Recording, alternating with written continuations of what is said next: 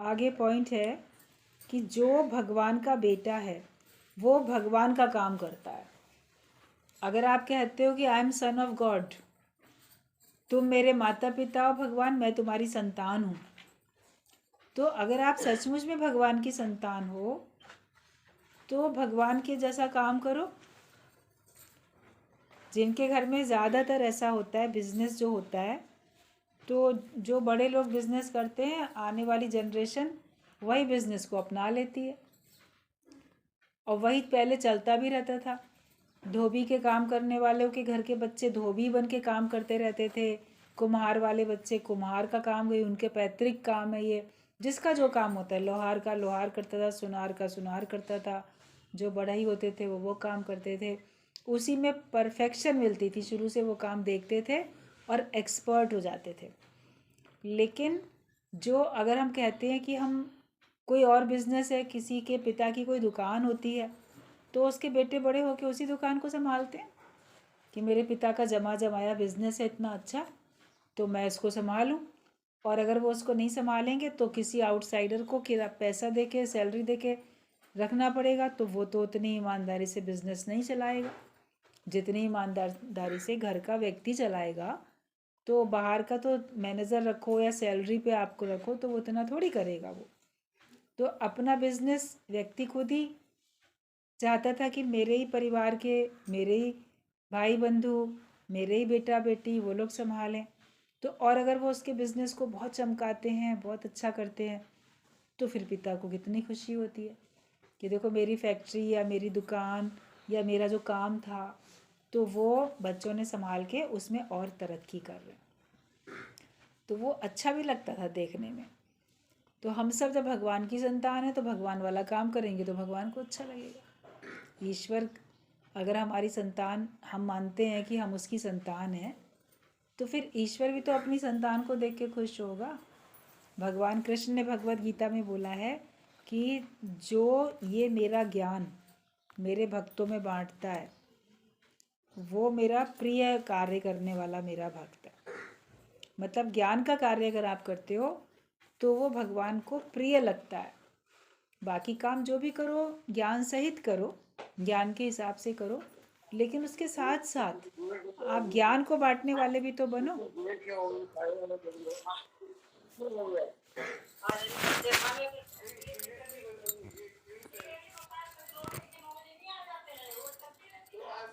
अच्छा श्रीवास्तव जी, भगवान की संतान है तो भगवान का काम करेंगे। भगवान का काम क्या है? भगवान ने तो बोला है कि मैं धर्म की स्थापना करने के लिए युगे युगे मैं प्रकट होता हूँ, आता हूँ। तो ये भगवान का काम है धर्म की स्थापना करना। तो हम अपने जीवन में भी और सबके जीवन में धर्म की स्थापना करें। जो भी काम करें वो धर्म अनुसार करें, और किसी को भी दंड देना आपका काम नहीं है, लेकिन पाप से और पापियों से बचना आपका काम है। जो राजा है वो दंड देगा, जो भगवान है वो दंड देगा। आपको किसी से प्रॉब्लम है, आप पुलिस में रिपोर्ट लिखा देते हो, कोर्ट में केस दायर कर देते हो, बाकी फैसला जो होता है खुद लेके थोड़ी ना किसी को फांसी पे लटकाने लग जाते हो। खुद अगर आप ऐसा करोगे, उसी दंड का अगर जज लिख के देगा इसको फांसी दी जाए, तब कोई फ़र्क नहीं पड़ेगा। लेकिन अगर उसी दंड पे आप बोलो कि हाँ इसने ऐसा अपराध किया है, इसको फांसी दी जानी चाहिए, तो आप अगर दे दोगे तो आप अपराधी सिद्ध हो जाओगे। जो आपका काम है आपको केवल रिपोर्ट करनी है। तो भगवान को आपको सौंप देना है और कार्य अच्छा करना है। ये धर्म की स्थापना वाला काम हमको करना है। तो वो अगर हम कर लेते हैं तो भगवान के प्रिय बन जाते हैं। हर कर्म को धर्म के साथ जोड़ के करो।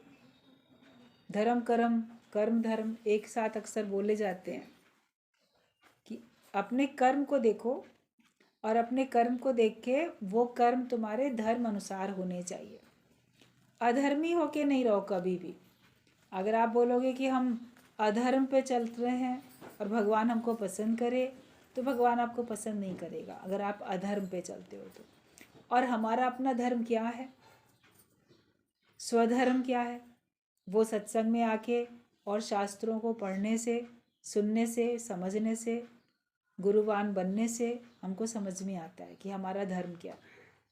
ज्ञान में बताया जाता है कि अशोक रहना तुम्हारा स्वधर्म है, मतलब कि कभी भी दुखी ना होना तुम्हारा धर्म है। बाकी धर्म तो बहुत सारे हैं, जो भी आपका धर्म अलग अलग जातियों के हिसाब से बटा हुआ है या अलग अलग प्रांत के हिसाब से बटा हुआ है और अलग अलग कर्तव्य कर्म के हिसाब से बटा हुआ धर्म है। ये माता पिता का धर्म है तो ये बेटा बेटी का धर्म है, ये पत्नी का, ये पति का, ये गुरु का, ये शिष्य का, ये राजा का, ये प्रजा का। वो सारे धर्म तो होते हैं, क्योंकि वो जो कर्म आप करते हो मर्यादा में और जो आपके लिए करने योग्य कर्म है उनको धर्म अनुसार करते हैं, वो हमारा धर्म है, क्योंकि धर्म धारण किया जाता है। तो जो भी मनुष्य है उसका सबसे पहले धर्म ये है कि वो अपने को कभी दुखी नहीं करे। अगर हम अपने को शोकाकुल रखते हैं, शोक में डूब जाते हैं, दुखी होते हैं, तो हम अपने धर्म से गिर गए। अब कितनी बार दुखी होते हो, छोटी छोटी बातों में भी दुखी होते हो, बड़ी बड़ी बातों में भी दुखी होते हो। कोई बोलेगा ये तो इतनी छोटी सी बात में दुखी हो गया, लेकिन वो छोटी सी बात उसके लिए बहुत बड़ी थी, तभी वो दुखी हुआ। हमारे लिए वो छोटी बात है, लेकिन जो व्यक्ति उस बात से दुखी हो रहा है उसके लिए तो बहुत बड़ी बात है ना, तभी तो दुखी हो रहा है। और अगर वो उसको छोटी समझता है तो दुखी नहीं होता, हवा में उड़ा देता। कष्ट अगर है कोई भी प्रकार का तो जिसके ऊपर बीतता है उसके लिए वो बाहरी कष्ट है, बड़ा कष्ट है, लेकिन उसमें हमको उबरना है। पानी है तो उसमें डूबना नहीं है, अग्नि है तो उसमें जलना नहीं है, लेकिन उससे बचना है। तो परिस्थितियाँ जैसी भी हैं उनमें हमको अपने आप को अशोक रखना है। ये पुरुषार्थ है, ये बैलेंस है। हालात कितने भी कैसे भी आ जाएं, हम अपने धर्म से नहीं डिगेंगे, नहीं गिरेंगे कि हम कम से कम अपने को दुखी नहीं करेंगे। और स्थिर जब करोगे फिर आप उसके ऊपर मुकाबला करने के लिए शक्ति अर्जित कर सकते हो, आपको शक्ति मिल सकती है। खुद ही दुखी हो जाओगे तो आप समस्या का समाधान कैसे करोगे? चिंताएं करने लगोगे दुख में या किसी और समस्या में, तो भी आपको लगेगा आप शक्तिहीन हो गए, आपकी शक्ति आपके अंदर में है ही नहीं। अपने आप को कमज़ोर क्यों बनाओ? तो पहला धर्म तो ये होता है हर एक का कि उसे कभी भी दुखी होना नहीं है। दूसरी बात, दूसरे को दुखी अपनी ओर से करना नहीं है। काम हमेशा ऐसा करो, कर्म हमारे ऐसे हों जो कि प्रशंसनीय हों। ऐसा काम करें जिससे हमको प्रशंसा मिले। हर व्यक्ति चाहता है मेरी निंदा ना हो, मेरी प्रशंसा हो। कौन ऐसा है जो सोचता होगा मेरी निंदा हो जाए? तो अपने कर्मों को भी देखे, अपने स्वभाव को भी देखे। जिनके बीच में भी रहते हैं, आप घर में हो, अपनी वर्क प्लेस पे हो, अपने नेबर्स के साथ हो, जिनके साथ भी हो, पड़ोसियों के साथ, मित्रों के साथ, या कहीं अनजानी जगह में भी हो, तो ये ध्यान ज़रूर रहे कि मेरे से ऐसा कार्य हो जिसको जो देखे अप्रिशिएट करे, खुश हो, प्रशंसा करे हमारी। अगर इतना भी आप समझ लो कि अपने प्रशंसा के लिए ही मैं करता हूँ, तो करोगे तो अच्छा ही काम ना। बुरा काम करोगे तो प्रशंसा थोड़ी होगी, किसी का दिल दुखाओगे तो प्रशंसा थोड़ी होगी। खुद भी दुखी नहीं रहना है और दूसरे को दुखी करना भी नहीं है, ये हमारा धर्म है। और संसार में अच्छाइयाँ बांटनी है, वो हमारा धर्म है। निस्वार्थ होकर जियो और दूसरे को भी निस्वार्थ भाव में लाने के लिए ज्ञान दो। दूसरे को भी ऐसा ज्ञान सुनाओ, ऐसा बात बताओ ऐसी कि जिससे उसके अंदर का भी लोभ, लालच, स्वार्थ सब चला जाए। फिर आप देखोगे आपसे जो भी कर्म होता है वो धर्म अनुसार हो रहा है, अधर्म पे नहीं चलते हो आप धर्म पे ही चलोगे। हम सब बोलते हैं कि हम भगवान की संतान हैं, तो भगवान कभी अन्याय नहीं करते, भगवान कभी अधर्मी नहीं कहलाते। भगवान का हर कर्म दिव्य कर्म होता है, सभी करते हैं, जो भी कार्य करते हैं उनके कर्म दिव्य कर्म नहीं होते। लेकिन भगवान कृष्ण ने बोला है कि मेरा कर्म दिव्य, मेरा जन्म भी दिव्य, मेरा कर्म भी दिव्य। तो जब हम भगवान की संतान हैं तो भगवान के जैसे कार्य हमें भी तो करने हैं। जैसा भगवान करता है वैसे हम भी करें, तो इस धरती के भगवान आप भी बनोगे। कहते अपने तन का, मन का, धन का दूसरों को दे जो दान, वो सच्चा इंसान इस धरती का भगवान। इस धरती के भगवान बन के रहो। तुमको लोग ऐसा माने कि जैसे ये मेरे बीच में कोई भगवान है। इतना आपका आदर मान सम्मान करें, इतना आपको प्रेम करें, इतनी आपके कर्मों की प्रशंसा हो जाए। तो हमेशा प्रशंसनीय कार्य ही करने हैं। ज्ञान के हिसाब से करोगे तो जो करोगे सबको अच्छा लगेगा, तो ऑटोमेटिकली हम अपने धर्म पे चल रहे हैं। बाकी तो रिजिड होके व्यक्ति करता है, कट्टरवादी होके करता है, मैं तो अपने धर्म पे चल रहा हूँ। कोई भी धर्म किसी को क्या सिखाएगा? नफरत सिखाएगा तो वो धर्म थोड़ी है। दूसरे का नुकसान सिखाएगा तो वो धर्म थोड़ी है। अपने मन से बना लेते हैं, तरह तरह के धर्म अपने मन से बना लेते हैं, रीति रिवाज अपने मन से बना लेते हैं, बहुत सारी बातें अपने मन से बना लेते हैं। जो शास्त्रों में लिखी भी नहीं है बातें, उनको भी अपने मन से बना के चलते हैं। गुरु की ज़रूरत इसीलिए होती है कि वो हमको सही समझ देता है। जब सही समझ मिलेगी तो फिर हमारा जीवन सुंदर बनेगा।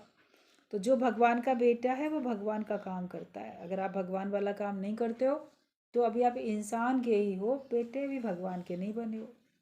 तो पहले भगवान की संतान तो बनो। एक समय में आप दो मालिक की सेवा नहीं कर सकते हो। एक समय में एक की तो आप नौकरी चाकरी सेवा कर सकोगे। एक नौकर है, अगर वो बोले मैं इनके यहाँ भी नौकरी करता हूँ, दूसरे के यहाँ भी करता हूँ, या एक ही घर में दो लोगों का अलग अलग वो काम एक साथ तो नहीं कर सकेगा।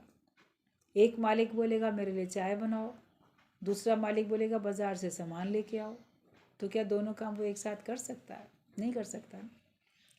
दो मालिकों को एक नौकर एट ए टाइम प्रसन्न नहीं कर सकता। मनुष्य की गलती ये हो जाती है कि वो अपने ऊपर दो मालिक रख लेता है, एक भगवान और एक माया। तो माया को भी खुश करना चाहता है। ये सारा संसार जो हमको अपनी आंखों से दिखता है ये सब माया का ही रूप है। तो हम जगत को भी खुश करना चाहते हैं और जगत के रचयिता जगदीश को भी खुश करना चाहते हैं। दोनों मालिक हैं हमारे, और एट ए टाइम एक ही जीवन में आप दोनों को एक ही साथ खुश करना चाहते हो। मेरे से भगवान भी राज़ी रहे, मेरे से संसार भी राज़ी रहे। तो जीव भाव में रह के आप नहीं कर सकते। लेकिन जब आप ज्ञान के हिसाब से अपना जीवन बनाते हो तो शुरू में कभी जगत रूठता हुआ दिखता भी है, लेकिन फिर जो व्यक्ति सोच लेता है कि मुझे है काम ईश्वर से, जगत रूठे तो रूठन दे, फिर देखेंगे कि ईश्वर तो हर एक के घट में विद्यमान है। नाराज़ होते हुए लोग दिखे, संसार रूठता हुआ दिखाई दिया, लेकिन थोड़े समय के लिए। जब आप भगवान के कार्य में लगातार लगे रहते हो तो उन सबके घट में भी तो भगवान विद्यमान है, तो उनका सबका भी विचार आपके प्रति अच्छा बन जाता है। लेकिन आप अपने मार्ग पे चलते हो, आप धर्म को छोड़ के अधर्म पे नहीं जाओ, आप अपने सच्चे मार्ग पे चलो। और बाकी संसार को जीव भाव में आप एक साथ खुश नहीं कर सकते। एक को मनाओगे दूसरा रूठेगा, दूसरों को मनाओगे तीसरा रूठेगा। ये संसार में होता ही रहेगा। तो जब एक साथ उनको खुश कर ही नहीं सकते तो कोशिश भी क्यों करते हो? कहते सतगुरु पूरे देव मिले फिर दूजा देव मनावा क्यों। ये हमको जब एक बार ज्ञान से हमको सही समझ मिल गई है तो फिर हम और सब लोगों को मनाने में क्यों लगेंगे? सब अपने आप ही राज़ी होते चले जाएंगे। जो निस्वार्थ होके जीता है, सबके भले के लिए जीता है, उससे कोई नाराज़ नहीं होता, उससे सब खुश रहते हैं, क्योंकि वो सबसे शिकायत ना करके सबसे प्रसन्न रहता है, वो खुद खुश रहता है सबसे, तो बाकी भी सब लोग उससे खुश रहते हैं। हमेशा ज्ञान की खुमारी तुम्हारे जीवन में चढ़ी रहे, नाम खुमारी नानका चढ़ी रहे दिन रात। इस नशे में भी जगत की बात तुम्हें फिर सुनाई नहीं देगी। अगर आप ज्ञान के नशे में हो, भगवान के नाम के नशे में हो, तो भी आपको संसार की बातें नहीं सुनाई देंगी। इसने ये किया, उसने वो किया, इसने ये कहा, उसने वो कहा। आप तो अपने में मस्त रहो, आप अपने ज्ञान में मस्त रहो। आप क्यों दूसरों की बातों में आते हो? भी, जैसे कल मनाया जाएगा गुरु नानक देव का जन्मदिन, उनका प्रकाश उत्सव की गुरु नानक जयंती है। और कार्तिक मास पूरा भी हो रहा है। पूर्णिमा, कार्तिक पूर्णिमा गंगा स्नान की पूर्णिमा कहलाई जाती है। ये पूरा महीना ही बहुत पवित्र माना जाता है। आपके अंदर ज्ञान है तो आपके लिए हर दिन पवित्र है, मगर जो बाहर से भी हैं तो उनको भी लोग सेलिब्रेट करते हैं। जिस दिन भी अवतार जिस फील्ड में, जिस क्षेत्र में, जहाँ पर भी आए, तो वो बहुत उसको उत्साह के साथ वो दिन मनाया जाता है। गुरु नानक देव ने भी बहुत अच्छी तरीके से सबको अपने उस समय के हिसाब से बहुत अच्छा ज्ञान सबको दिया। उनके ज्ञान के हिसाब से जब सब लोग चलते हैं तो उनका जीवन अच्छा होता है। जो जिसको अपना इष्ट मानता है, जो जिसको भगवान मानता है, जिसको भी अवतार मानता है, या जिसको भी अपने से अपना ऐसा गाइड समझता है कि मैं इसके हिसाब से चलूँगा, अपना आदर्श कौन किसका समझ के क्या देख रहा है, हर एक अपना अपना आदर्श दिखा के जाते हैं। किस पे आप ज़्यादा बहुत ही विश्वास रखते हो तो उसकी बताई हुई शिक्षाओं पे भी तो चलना चाहिए। हम भगवान को तो मानते हैं, लेकिन भगवान की बताई हुई बातें जीवन में नहीं उतारते, तो भगवान को मानना क्या हुआ फिर। गुरु नानक देव को कहा, मुग़ल साम्राज्य था उस समय पे, तो सम्राट जो मुग़ल का था तो उसने बुलाया। पहले तो जेल में भी बहुत डाले गए, कितने अगर आप पढ़ोगे सबकी जन्म साखी और सबकी जीवनी लीलाएं तो पता चलेगा कितना कितना उनका नुकसान भी किया गया था सब लोगों का। उनको भी जेल में डाल दिया था, गुरु नानक देव को भी एक बार चक्की पीसने को दे दी, इतना इतना तुम्हें पीसना है अनाज, श्रम, शारीरिक श्रम कराने हैं। तो देखा कि वो तो आराम से ज्ञान में बैठे रहते थे और वो उनके एक आँख के इशारे से ही चक्की पूरा घूम घूम के अपने आप सारा आटा पिस जाता था, गेहूँ। तो सब ऐसे चमत्कार लोगों को देखने में आए। किसी ने जाके कहा बादशाह से कि वो तो चमत्कारी कैसे संत हैं, क्योंकि उन्होंने कई चमत्कार दिखाए भी हैं। उनको जेल में नहीं डालना चाहिए, उनको बाहर निकाल लेना चाहिए। बोले ठीक है, हम भी देखें, उनको बाहर निकालो, ले आओ। राजा के सामने लाए गए तो देखा कितने सौम्य शांत, आप तस्वीर भी देखो तो वैसा ही जीवन जैसा देखने में आता है। तो उसको राजा जो था बादशाह, उसने कहा कि गुरु नानक देव को कि लो ये शराब पियो, मेरे कहने से ये पियो शराब। तो उन्होंने कहा कि एक बात ये बताओ, अगर किसी ने पहले से ही बहुत पी रखी है, बहुत नशे में धुत है, तो वो दोबारा नशा कब करेगा। तो राजा ने कहा जब उसका वो नशा उतर जाएगा तब दोबारा करेगा। जो पहले तो इतने नशे में है, बिल्कुल धुत पड़ा है, बेहोश पड़ा है, तो जब उसका वो नशा उतरेगा तब वो दोबारा नशा करेगा। तो उन्होंने कहा मैंने भी वो नशा कर रखा है, जब ये उतरेगा तब तो मैं कोई दूसरा नशा करूँगा। तो फिर कैसे मैं अभी कर सकता, मतलब कौन सा नशा है। तब का चढ़ी खुमारी नान का चढ़ी रहे दिन रात, नाम खुमारी नान का चढ़ी रहे दिन रात, कि नाम की खुमारी है जो मेरे को इतनी चढ़ी हुई है, तो ये तो दिन रात है। अब जब ये ज्ञान का, भगवान के नाम का, भक्ति का नशा उतरेगा तब दूसरा नशा करेंगे, अभी हम ये नशा क्यों करें। जो एक बार ये नशा कर लेता है उसका फिर कभी उतरता नहीं है। तो उन्होंने ऐसे ज्ञान के ही सारे जवाब दिए। हम लोग भी अपने जीवन में देखें कि हमारे अंदर ज्ञान का नशा कितना है, भगवान की भक्ति का नशा कितना है। इस पे माया का नशा चढ़ता है क्या ऊपर से। अगर माया का नशा ऊपर से चढ़ जाता है तो समझो वो हल्का पड़ गया था ना। रोज़ का ज्ञान हमको वो नशे में बनाए रखता है, उस नशे को कभी कम नहीं होने देता। ज्ञान का नशा जिसको लग जाता है उसको माया के नशे कोई अपने रंग में रंग नहीं सकते। कहते हम रंगे हुए तेरे रंग में हैं, माया के रंग को क्या जाने। जो भगवान के भक्त होते हैं वो कहते हैं हम तो तुम्हारे ही नाम के नशे में हैं, तुम्हारे ही रंग में रंगे हुए हैं। राम नाम के रंग में रंगे हुए हैं तो हम दूसरे रंग को क्या जानेंगे। जिसकी जैसी कंपनी होती है वैसा कलर उस पर चढ़ता है, as the company so the colour. तो जो एक बार भगवान के नाम के रंग में रंग गया वो दूसरे रंग में क्यों रंगेगा। जिसके ऊपर जिसका प्रभाव पड़ जाता है कहते हैं ये तो आजकल उसके रंग में रंगा हुआ है, बहुत ज़्यादा उससे प्रभावित हो गया है, उसी के हिसाब से चल रहा है, इसके ऊपर तो उसका रंग चढ़ गया है। तो भक्तों के ऊपर भगवान का रंग चढ़ जाता है। वो भगवान की ही परवाह करते हैं, वो माया की परवाह फिर करते नहीं हैं। जगत तो इतना स्वार्थी है कि पूरी मर्यादा करने से भी कभी खुश नहीं होता है। संसार में आप सोचो कि हम सब संसार को खुश कर लेंगे, पूरी मर्यादा करो, कोई खुश नहीं होगा। रामचंद्र भगवान ने मर्यादा करके दिखाई तो उसमें सबको खुश कहाँ कर सके। नहीं खुश हुआ तो फिर प्रजा का धोबी ही खुश नहीं हुआ। उसने भी सीता के ऊपर नाम ऐसे लेके कलंक लगा दिया। कितनी कितनी मर्यादा तो की राम ने, मगर सोचे मैं सबको खुश कर लूँगा। तो एक व्यक्ति मर्यादा करके हर एक को खुश नहीं कर सकता, लेकिन भगवान को खुश करके वो सबको खुश कर सकता है। उन्होंने दिखाया कि मर्यादा का जो रिजल्ट है वो ये है। मगर राजा की मर्यादा को ध्यान में रखते हुए बोले ठीक है, अगर ऐसा है तो हम उसको भी बाहर देश निकाला दे सकते हैं, इतना भी हम कर सकते हैं, कोई इतना करके दिखाए। अपना हर एक ने अपना अपने जीवन का एक अलग रंग, अलग आदर्श लोगों के सामने एक दिखाया है। कृष्ण ने कुछ और बताया, राम ने कुछ और शिक्षा दी। मर्यादित होके भी रहना है तो हमको ज्ञान में भी होके रहना है।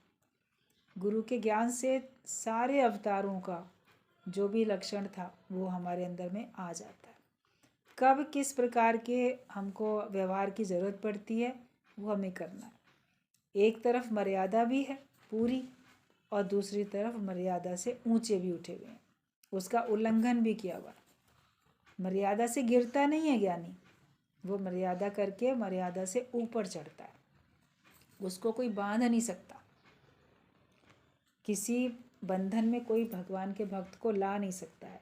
और संसार तो स्वार्थी है, आप उसके स्वार्थ पूरा करते रहो, उसको अभी और चाहिए, अभी और चाहिए, अब ये भी वो भी बात मानी जाए, ये भी बात मानी जाए, ये सब होता है। तो कितना भी आप मर्यादा करोगे तो आपसे सारा संसार कभी खुश नहीं होगा। ज्ञान में आके आप आगे बढ़ोगे तो आज हमारा हो ना हो पर कल हमारा है, ये विश्वास करके बैठो। जब कोई सत्संग में आता है तो शुरू में लगता है सब उथल पुथल हो रही है, कोई हमारे इस जीवन को पसंद नहीं करता, खुद भी आप पूरी तरीके से उसमें लगेगा कि हम नहीं पूरे इसमें उतर पा रहे हैं, अधूरे हैं अभी।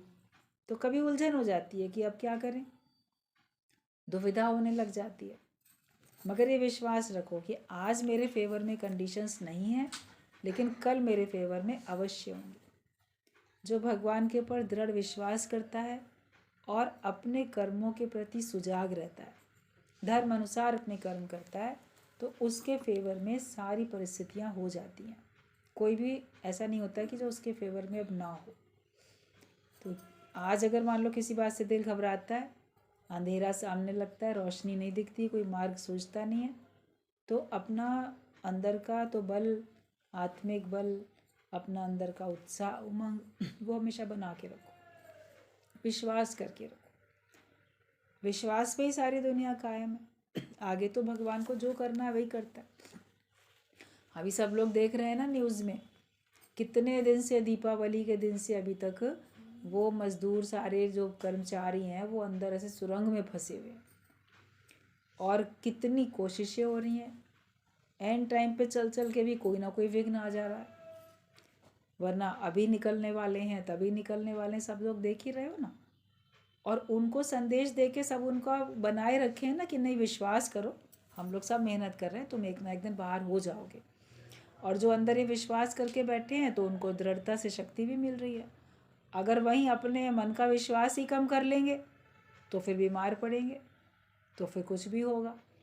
लेकिन वहाँ भी व्यक्ति के अंदर में अगर अपने में स्वयं में विश्वास है और भगवान के पर विश्वास है ये थोड़े समय के लिए परीक्षा है, थोड़े समय का ये भी कुछ हिसाब किताब है, लेन देन है। बाकी जब भगवान चाहेंगे तो हम सब सुरक्षित बाहर निकल ही आएंगे। अपनी ओर से तो सारी कोशिशें सब हो ही रही हैं। अब जो भी विघ्न आते हैं या जो आया, पहाड़ का पूरा जो किस्सा टूट के वहाँ पे गिरा, बंद हुआ, तो वो दैवी प्राकृतिक आपदा ही तो थी। किसी ने जानबूझ के थोड़ी ना उनको बंद कर दिया था, वो तो काम चल रहा था। लेकिन उसमें फिर निकालने के लिए भी जब जब भगवान चाहेंगे, जिस दिन उनको जैसे निकलना होगा वैसे ही निकलें। तो भीतर का विश्वास रहता है कि ठीक है, आज नहीं तो कल कभी ना कभी कोई कोशिश कर रहा है तो हमको कामयाबी मिलेगी। और अगर कोई कोशिश ही नहीं करता, दब गए तो दब गए, कौन निकाले। तो कोई विश्वास ही नहीं होता कि अब तो हमें दुनिया से जाना ही है ऐसे ही। लेकिन कम से कम ये है कि सारा पूरा सब इतना लगा हुआ है, सारा सरकार और सब लोग इतना, व्यक्ति मेहनत वो भी होती है और सबकी प्रार्थनाएं भी हैं, सब है। तो ये विश्वास है कि आज हमारा हो ना हो, कल हमारा है। अपने जीवन में भी विश्वास रखो कि आज मुझे सफलता नहीं मिलती है तो कल मुझे ज़रूर मिलेगी। और भगवान ने जिस जगह के लिए मुझे चुना है, मुझे वहाँ भगवान पहुँचा ही देंगे। हमें केवल यूज़फुल हैंडल बन के रहना। अपनी जो क्वालिफ़िकेशन है व्यक्ति उसको बढ़ा सकता है, अपने को योग्य बना सकता है, योग्यता अपने अंदर धारण कर सकता है। तो योग्यता उसको स्थान दिलाती है। जितना जितना आप अपने को योग्य बनाते हो जिस जगह के लिए भी, तो आपको वहाँ पे स्थान मिलता है। आप अपने को भगवान के योग्य बनाओ तो आपको मोक्ष भी मिलेगा, परम पद मिलेगा, आपको वो स्थान मिल जाएगा। अगर हम अपने आप को वहाँ के योग्य बनाएंगे तो। जगत के योग्य तो बहुत बना लिया, भगवान के योग्य बना के देखो तो आपको वहाँ पर भी स्थान मिलेगा। और विश्वास रखो कि आज मान लो हमारे फेवर में कुछ नहीं है, लेकिन कल ज़रूर हमारे फेवर में होगा। परम पद को पाने के लिए कठिन तपस्या तो करनी पड़ेगी। कोई भी पद पाने के लिए तपस्या करनी पड़ती है। जिस फील्ड में भी व्यक्ति नौकरी या कुछ पद पाना चाहता है तो उसके लिए भी तो मेहनत है। तो परमात्मा को पाने के लिए, परम पद पाने के लिए भी तो मेहनत है। इसके लिए ज्ञान सुनना पड़ता है और जीवन में उतारना पड़ता है। अपने मन और अपनी इंद्रियों पर वश में करने के लिए पुरुषार्थ करना पड़ता है, संयम करना पड़ता है। मन बार बार भटकेगा और आपको भी भटकाएगा, तो ये आपको मेहनत करनी है। तो परम पद हम पाना चाहते हैं, इतना ऊंचा पद जिससे ऊंचा कोई और पद है ही नहीं, हाईएस्ट, तो उसके लिए उतनी ज़्यादा मेहनत भी है। गुरु के संग से वो मेहनत हमारी सरलता से हो जाती है। जब तुम बाहर का सुख छोड़ोगे तब अंदर का सुख तुमको मिलेगा। एक बार कदम आगे बढ़ाकर अगर तुम पीछे हटोगे तो फिर तुम जान लो दोनों जहान से गिरोगे और कहीं भी कुछ भी नहीं मिलेगा। इस पद ते जो नर चूके तो आए जाए दुख पाए। इस मनुष्य जन्म को अगर ऐसे ही गंवा दिया तो आना जाना दुख पाना पड़ेगा। पुराने पिछले बहुत अच्छे पुण्य कर्मों का फल है जो आज मनुष्य रूप में हम हैं।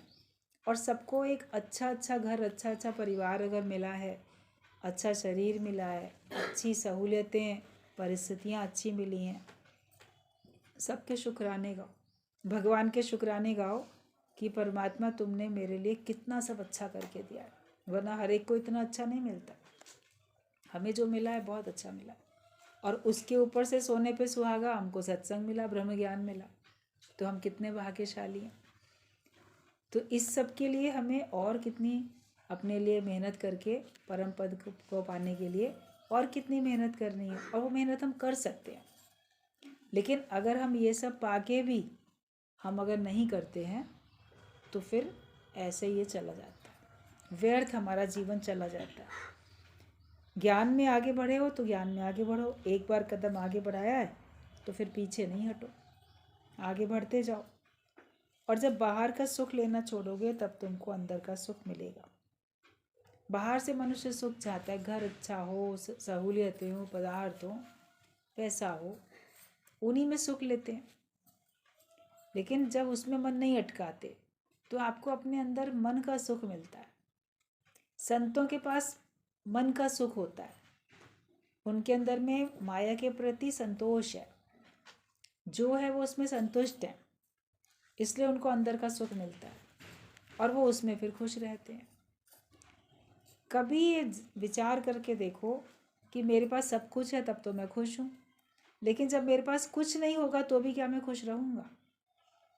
मैं अपने को ऐसा तैयार करूँ, इतने अच्छे ज्ञान के विचार अपने अंदर धारण करके रखूँ कि कुछ नहीं भी हम तो भी खुश हैं। है तो बहुत खुश हैं, है तो उसका आनंद लेते हैं, नहीं है हम तो भी खुश हैं। संत तो सब कुछ छोड़ के चले जाते हैं, फकीरी में भी खुश रहते हैं, क्योंकि उन्होंने अंदर का सुख प्राप्त कर लिया। भगवान बुद्ध राजा के घर में जन्म लिया, राजकुमार सिद्धार्थ राजकुमार सब कुछ छोड़ के चले गए ना, क्योंकि उनको अंदर में परमात्मा को पाने की तड़प थी, प्यास थी, और भीतर का सुख पाया। कई लोग संन्यास लेके चले जाते हैं, यहाँ पे बाहर से संन्यास लेके छोड़ के जाना नहीं है, लेकिन जहाँ बैठे हो संन्यास भावना में रहना है, अटको नहीं किसी में। है तो भगवान का शुक्र मनाते जाओ, नहीं है तो बोलो कि भगवान की मर्जी है, मैं अपने अंदर के सुख से सुखी हो जाऊँ।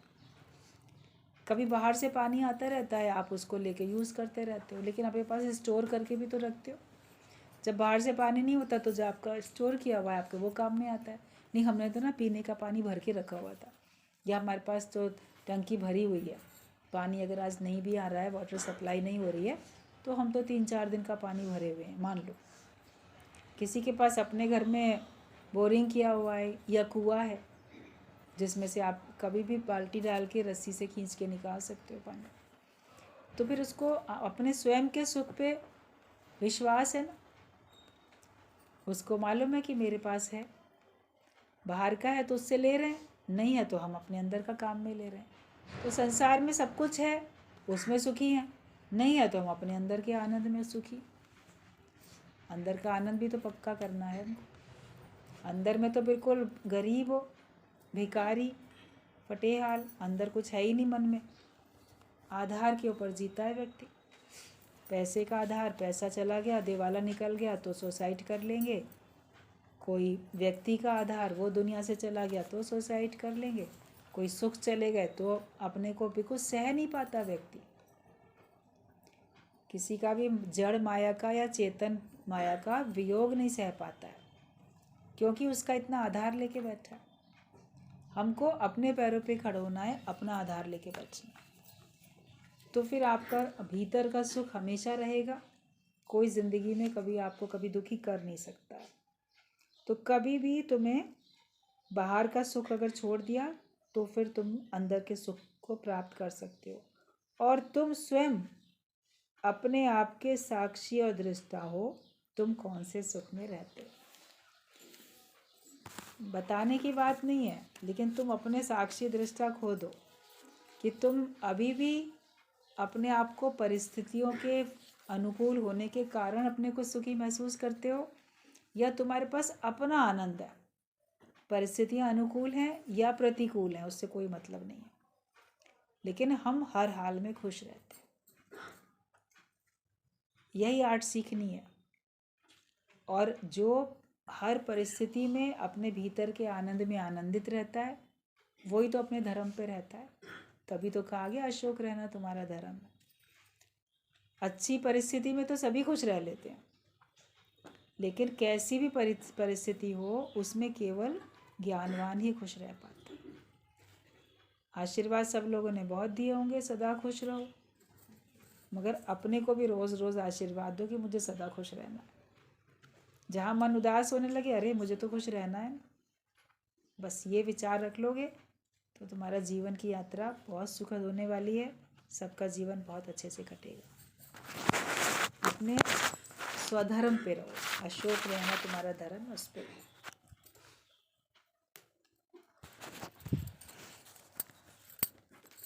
धर्म पे चलना है।